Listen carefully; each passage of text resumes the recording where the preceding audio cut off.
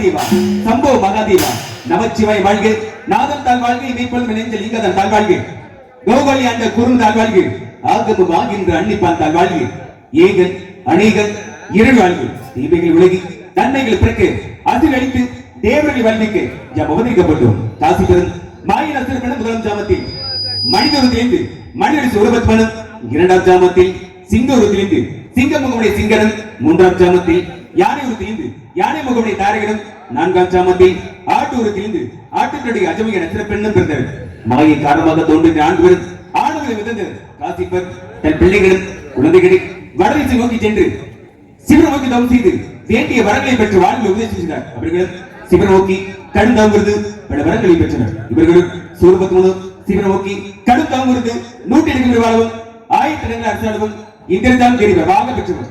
மேலும் தனக்கு சாகா வரம் கேட்டுக்கொண்டான். பிறந்தவள் மடிந்தே தீரவிட வாங்கியால் வேறு ஏதும் தெரிவிக்க ஒரு பெண்ணில் பிறக்காத பிள்ளையால் தான் தனக்கு அழிவு ஏற்பட வேண்டும் என்று கேட்டுக்கொண்டான். வரத்தை பெற்றுக்கொண்ட சூரபத்மன் அந்த சராசரி ஆண்டு இந்திலும் 33 கோடி தேவர்களின் சிறையடித்தான். இந்திரடு சூரபத் வைத்து பூலோகம் ஒழிந்து கொண்டார்.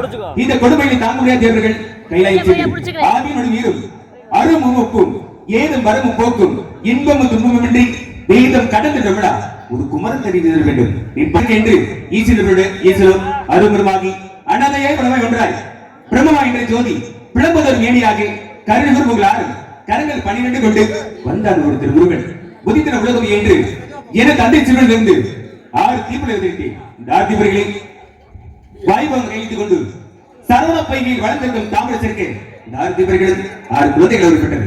6 குழந்தைகளை காத்தியவனுக்கு அறுவரும் பால் ஊட்டி சீராட்டி வளர்த்து வந்தனர்.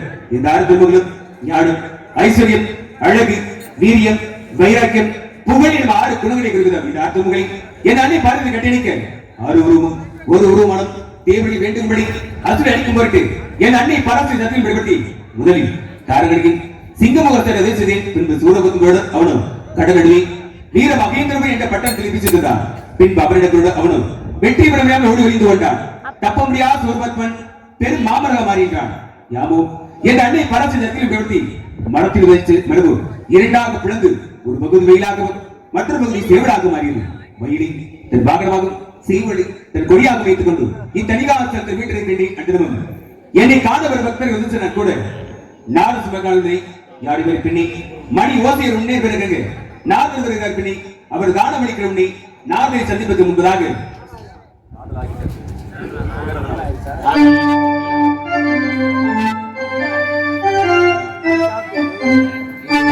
கோவில் பிள்ளை தந்தை சொல்லுக்கு அமர்ந்த முதுமொழி அந்த முதுமொழி ஒரு சுத்தமான ஆண்மகன் தொற்றி விட ஆண்மகன் அப்படி உட்கார்ந்திருக்காங்க. என் தந்தையை பார்த்த படித்து பிறகு நாதனை சந்திக்கலாம். செங்கையில் நான் தூக்கி சிவந்த மழு தூக்கி அங்கத்தில் ஒரு பெண்ணை அனுதினம் தூக்கி திங்களை கங்கை கதித்த ஜடையில் தூக்கி அங்கமெங்கும் தேடியாரும் கண்டுராத காலை தூக்கி ஆடும் தெய்வமே எவை கை தூக்கி ஆடும் தெய்வமே பரம்பொருளே இறைவா சரணம் சரணம் சரணம்.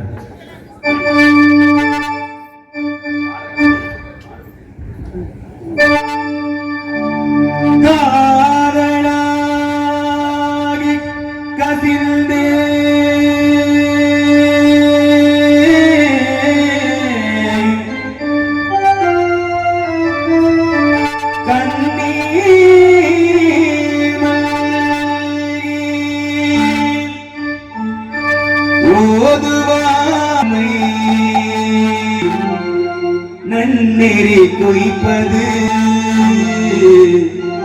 நாட்டிலும் மெய் பொருளாவது ஈசல் இணையடி நிழலே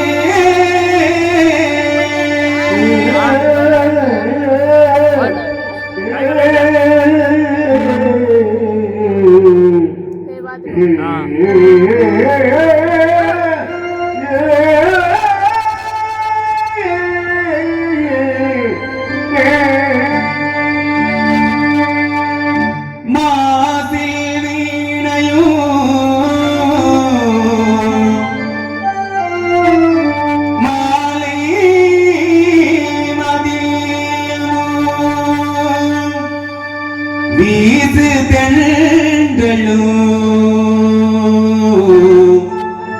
வீங்கிழ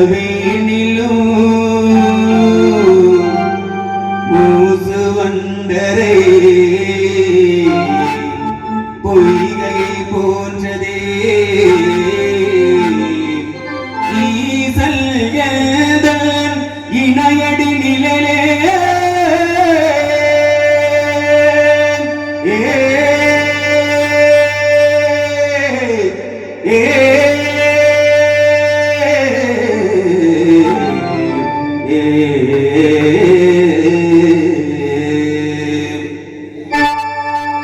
வருகிறார் காணப்பிரியர் கழகப்பிரியர் சந்திக்கலாம்.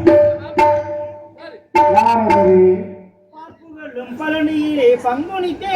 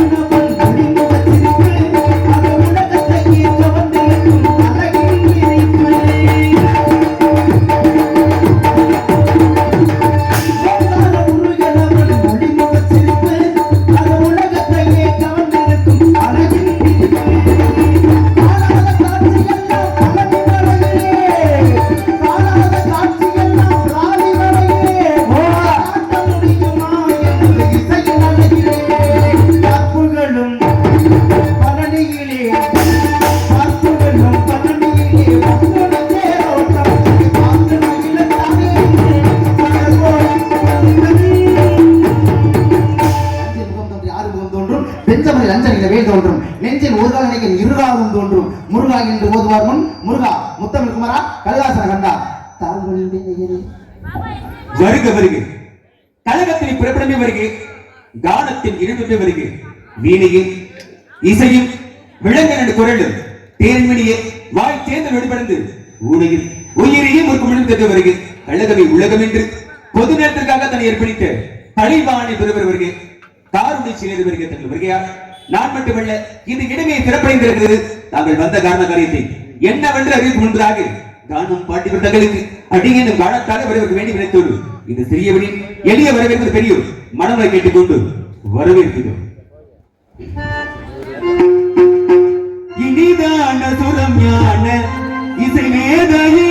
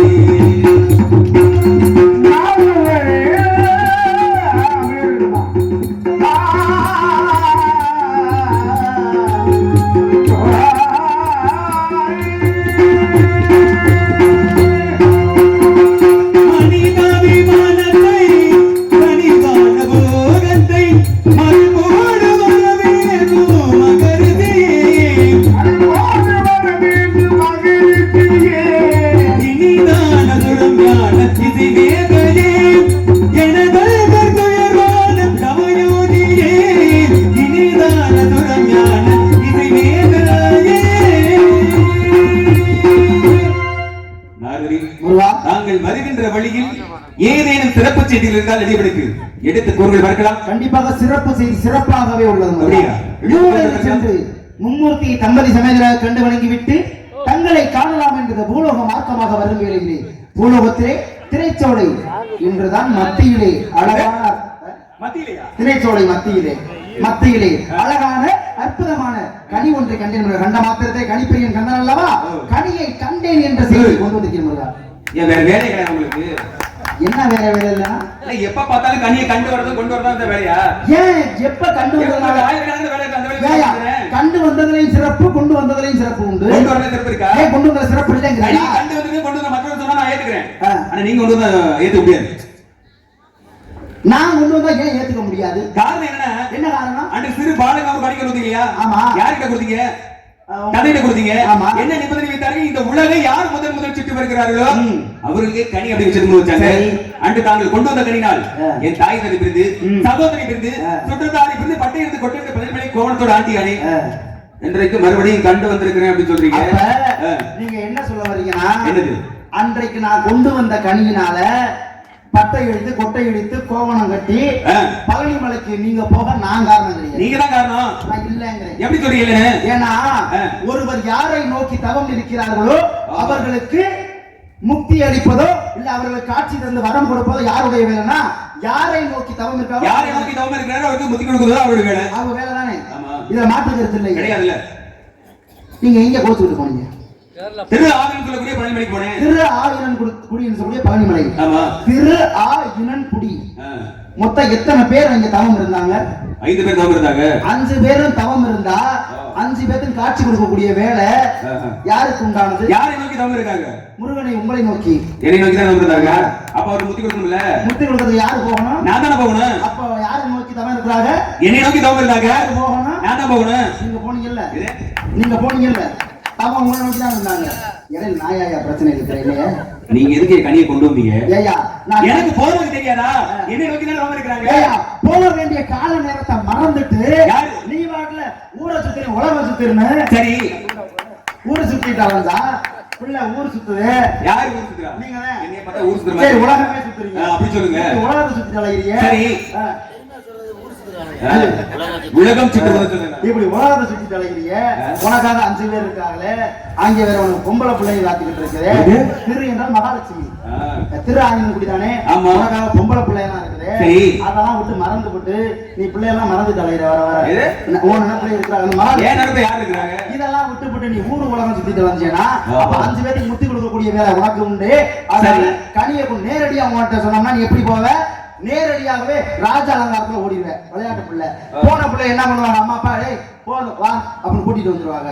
நீ கோச்சுக்கிட்டு போனீங்கன்னா அடம் பிடிச்ச பிள்ளை இருக்கட்டும் கொஞ்ச நாளைக்கு அப்படி விட்டுருவாங்கல்ல.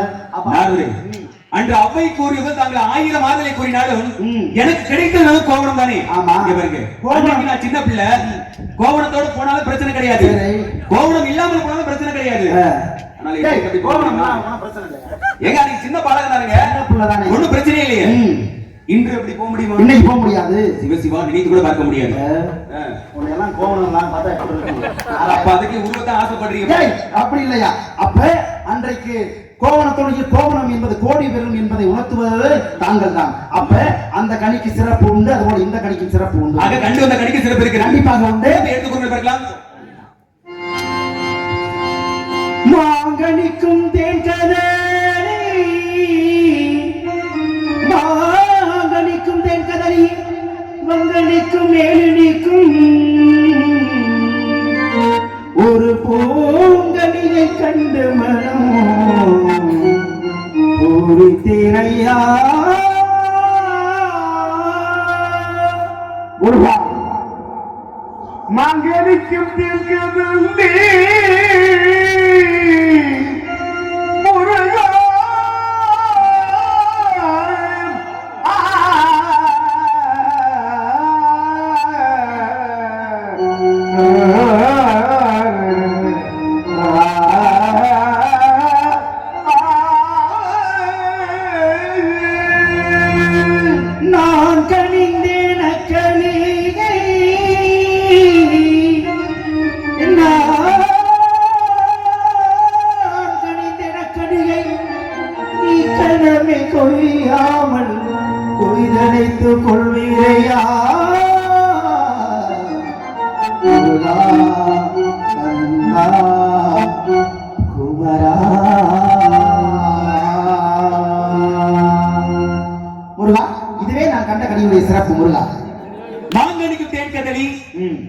வங்கனிக்கு மேல் நிற்கும் ஒரு பூங்கனி கண்டு மனம் குறித்தேன் முருகா ஆமாம் அப்படின்னு சொல்லிருக்கீங்கல்ல. கனிகளிலே உயர்வான கனி அப்படின்னா மா வாழை பழம் இந்த 3 கனி சொல்லுவாங்க. இந்த 3 கனிகளை காட்டிலும் ஒரு கனி உயர்வான கனி ஒன்று இருக்கிறது என்று தாங்கள் குறித்தான் கேள்விப்பட்டிருக்கிறேன். இருந்தாலும் கூட கனியுடைய சார்பு படி கேட்கலாமா? புதுசு புதுசா சொல்லுவேன். அப்படியா? சாக்கம் என்ன முனியே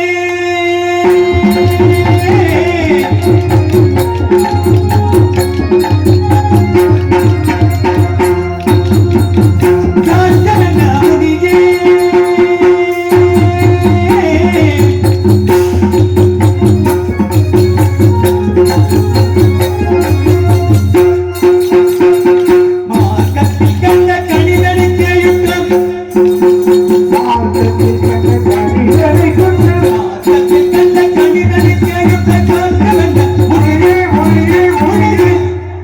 சுவைதரும் தேங்கனியே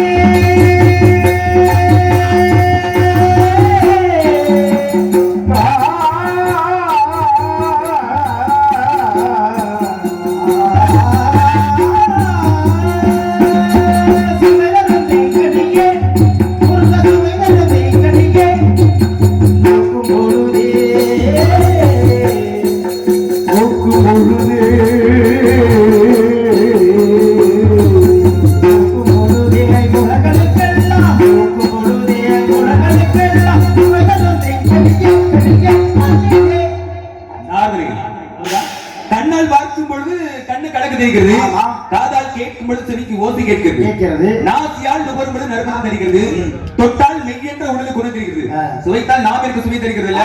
இப்படி ஒவ்வொன்றும் ஒரு தனித்தன்மையை கொண்டிருக்கும் பொழுது ஒரே ஒரு கனியினால் இந்த ஐம்பொருளுக்கு எப்படி சுவை தர முடியும்? கண்டிப்பாக நான் கண்டு வந்த கனி சுவை தரும். நீங்க கண்டது அப்படி சுவையா இருக்குமா? கண்டிப்பாக சுவையா இருக்கும். அப்ப சுவைத்து பார்த்திருக்கீங்க? ஏய், சுவைத்து பார்க்கவில்லை. நான் சுவைத்து பார்த்திருந்தால் எப்படி உங்களுக்கு அது கிடைத்திருக்கும்?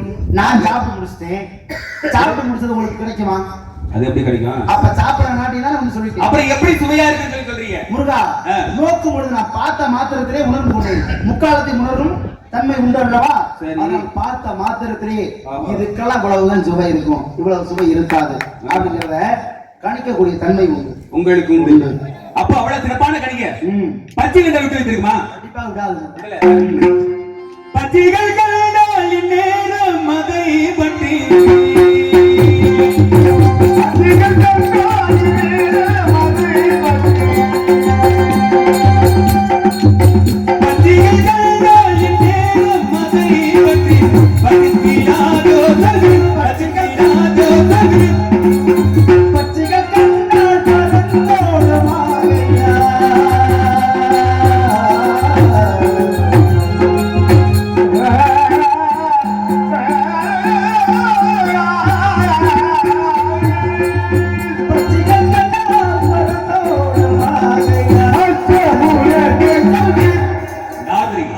இதில் மேலும் ஒரு விதையாக இருக்கிறது. காரணம் என்ன அப்படின்னா பறவைகள் அதிகமாக விரும்பி உண்ணக்கூடியது எது அப்படின்னா கனிவிடா. அப்படி இருக்கும்போது இந்த கனி கண்ட உடனே பச்சைகள்லாம் பறந்து போகுது அப்படின்னா ஒருவேளை அழுகிதான் போயிருக்குமோ? அப்படி அல்ல, ஒருவேளை கனியை கண்டால் புசிக்கலாம் என்று நோக்கி செல்கிறது. ஆனால் கனியோ பறவைகளுக்கு எட்டாத உயரத்தில் இருக்கிறது. பறவைகளுக்கு எட்டலையா? கண்டிப்பா பறவை கேட்கல அப்படின்னா எனக்கு எப்படி? நான் கண்டிப்பாக பறவைக்கு எட்டாத கனி உங்களுக்கு எட்டும், ஒட்டும், கெட்டும், ஒட்டும், எல்லாமே ஒட்டுமா? அது என்ன எதுவும் தடவி வச்சிருக்கீங்களா? பசையா? அப்படி இல்ல, அப்படி ஒட்டாது முருகா. ஒட்டுதல் என்றால் ஒன்றோடு ஒன்று உராயுதல். கனியை நீங்க என்ன பண்ணணும்? ஒன்றோடு ஒன்று சேரணும். சேர்ந்துகிட்டு இருக்கு, அப்படி பிரிக்கணுமா? பிரிக்கணுமா? ஏன் கனியை பிரிக்க சேர சொன்னா பிரிக்க சொல்ற? இல்ல, நீங்க சேர்ந்துட்டு இருக்குன்னு சொல்றீங்களே, அதை சேர்ந்து இருக்கிறத பிரிக்க. அப்படி திரைச்சோலை மத்தியில் சேர்ந்து உள்ளது. திரைச்சோலையை விட்டு கண்டிப்பா நீ பிரிச்சுதான் ஆகணும். திரைச்சோலை மத்தியை விட்டு பிரிக்கணும். ஆகை எட்டாவது வெற்றி பிரிக்கணியா? எட்டாவது கூப்பிடு.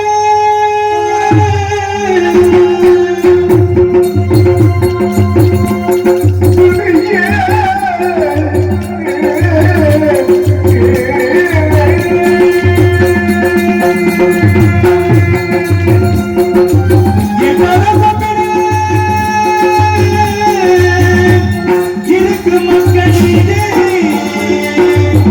எப்படி கொய்திடலாம்?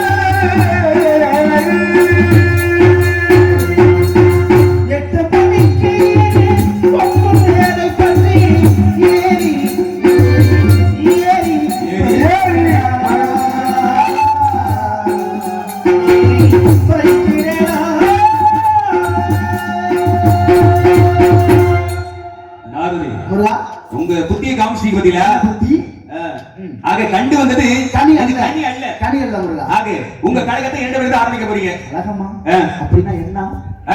கலகமா அப்படின்னா என்ன? ஓ, உங்களுக்கு எதுவும் தெரியாது போல. ஆக கண்டு வந்தது கனி அல்ல முருகா. யாரு? அவள் கன்னி. கன்னி ஆதியை கொடுத்து அமிர்தவள்ளி சுந்தரவள்ளிக்கு அமிர்தவள்ளிக்கு ஏற்கனவே திருப்பரங்குன்றத்தில் திருமணம் முடித்து விட்டீர்கள். இனி இந்த சுந்தரவள்ளியாகப்பட்டவன் சுதந்திரவள்ளியாக திரைச்சொல் மத்தியில் கண்டு வந்தீங்க. ஒரு புதுமையா கண்டு வந்தா பரவாயில்ல. இது பழசு தானே. இந்நேரம் சூர்யாவுக்கெல்லாம் கண்டு வந்திருந்தா பொம்பளை பிள்ளைய உடனே எங்க ஏது கேட்டிருப்பாரு. நீ வேணான்ட்டு போற. எனக்கு இது வேணும். இது பழசியா? எங்க போற? எங்க ஏயா அதுக்குன்னு கிடந்து அழையறீங்க? அப்படி இல்ல. இங்க பாருங்க, இது ஆதியை கொடுத்தவங்க அமிர்தவள்ளி சுந்தரவள்ளி. ஆமா, பழசு தானே. புதுசா பார்த்து வந்துட்டீங்கன்னா கொஞ்சம் மதிப்போட போலாம். பழசுல பாக்குறத விட புதுசா விரும்பி பாருங்க. புதுசா பார்த்தா நல்லா இருக்கும். நீங்க ஆரம்பத்துல பழசை பார்த்து வந்திருக்கீங்க. பழமையே சிறந்தது. பழமையே சிறந்ததுதான். ஆனா யாரும் பழமையை விரும்பவே மாட்டாங்க. பழமை விரும்ப மாட்டேங்கிறாங்க. நீ பழமையா கேள்வி பாருங்க. விரும்புவாங்க. பழமைக்கும் சிறப்பு உண்டு. யார் அவள்? அமிர்தவள்ளி சுந்தரவள்ளி. ஆக சின்ன விட பார்த்து வந்திருக்கீங்க. ஆமா. அண்ணவளை இப்படி சொல்லி திருமணம் பண்ணிக்கலாம். மலபார செல்லப்படாம எப்படி தான் போகணும்? அவளுக்கு இந்த மாதிரி பெருசு இது இந்த மாதிரி பெரிய ஒரு ஆயுதம்லாம் பிடிக்காது. பெரிய ஆயுதம் பிடிக்காதா? எங்க இருக்கிறதுலே பெருசா வந்து சிறப்பா இருக்கும். அப்படி இல்ல. இந்த பெரிய ஆயுதத்தை கொண்டு சென்றால் சரி இறைவனுடைய மார்க்கமாக தங்களுக்கு அடியாளாக ஆகிவிடுவாள். அவர் தங்களுக்கு மனையாளாக ஆக வேண்டும் என்றால் உடனே வேலை முடிஞ்சா சிறப்பு தானே. அப்படி இல்ல. அடியாள் என்பது பக்தை. ஆனால் மனையாள் என்பது இல்லறத்தில் இருக்கும் இச்சா சக்தி அல்லவா.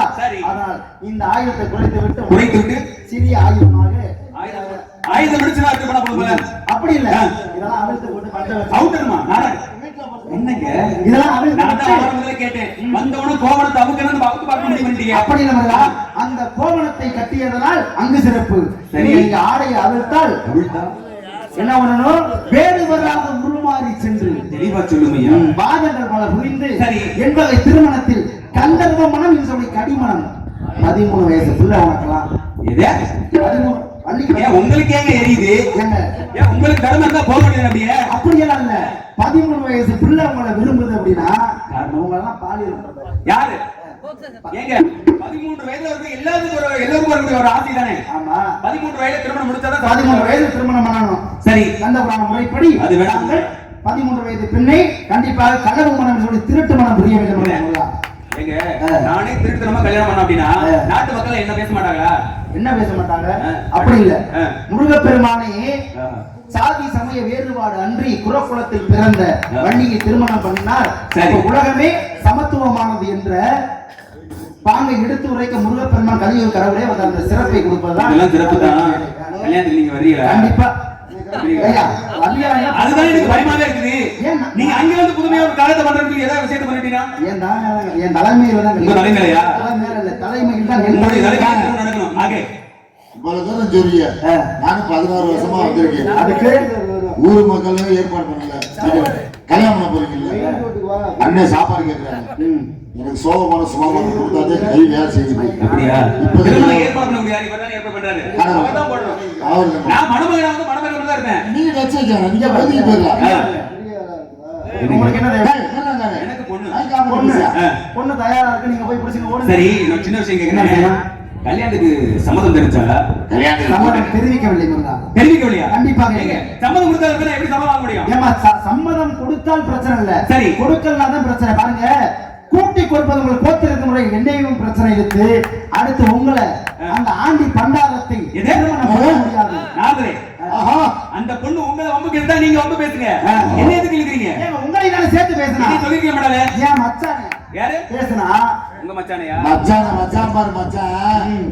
பேசுனா வெற்றியலா அதான் மலையேறி போனா மச்சன் உதவி தேவை மச்சான். ஒண்ணுல்ல ஆமா. ஆக மொத்தம் விட்டு கொடுத்தீங்க. விட்டு கொடுக்கல, சபதம் போட்டு வந்திருக்கேன். நீங்க ஏன் கோவத்துறீங்க? அன்பில்லாதவருக்கு அன்பை கூட்டி கூட்டி, பண்பில்லாதவருக்கு பண்பு கூட்டி கூட்டி, அறிவில்லாதவருக்கு அறிவை கூட்டி கொடுத்தா தன்னுடைய வேலை. அப்படியா? கூட்டி கூட்டி கூட்டி கூட்டி கொடுத்தா தன்னுடைய வேலை. நான் மட்டுமா கூட்டி கொடுத்துறீங்க, ஒண்ணும் நான் பிரச்சனை இல்லை. மட்டுமா கூட்டி கொடுக்குறேன்? மலைக்கு ஏறி வரவங்களுக்கு நீங்க கூட்டி கொடுக்கல? அதையும் நான் கூட்டி தான் கொடுத்துருக்கேன். அப்ப நான் அது வேணா உண்மைதான் வர. ஏய்யா, உன் வாயில நானும் என் வாயில நீ கூட்டி கொடுக்க சொன்னா நாளைக்கு எல்லாரும் வந்துட போறாங்க. ஆகை நான் முதலாக சென்று திருமணங்களை வழித்துறை தாங்களும் இனிமையாக பாடக்கூடிய இந்த உலக பிரதேசியம் அயர்ந்த உறவு இந்த நாட்டு மக்களை தங்களுடைய இனிய காண்களை எடுத்து அமர்ந்துடுவார்கள். பிறகு வருகிறேன் சென்று வாருங்கள். வருகிறேன்.